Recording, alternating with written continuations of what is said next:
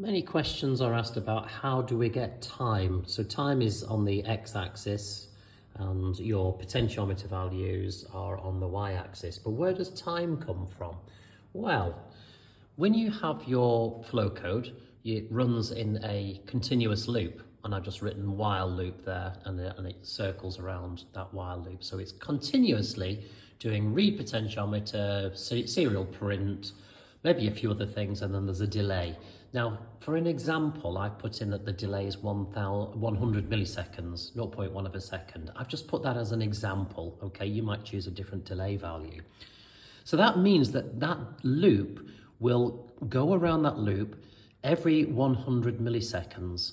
What happens in reality is reading the potentiometer, for example, and serial print take next to no time at all. They're done pretty much immediately. You can't really count the time that they do. However, delay 100 milliseconds is the major delay in this loop. So you can ignore the time that is taken for the read potentiometer and serial print bits, but the delay bit is the one that takes the time.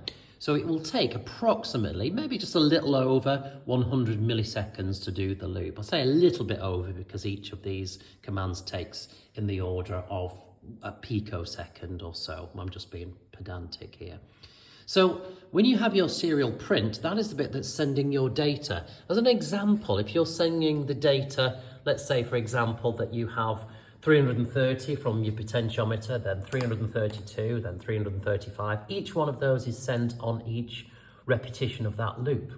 So that means that each repetition between each of those values is that delay value. In my case, it's 100 milliseconds. So it's 100 milliseconds between 330 and 332, and it's 100 milliseconds between 332 and 335. So when you go to plot it, each of those points has a 100 millisecond delay between it. So you can see how I've plotted it there.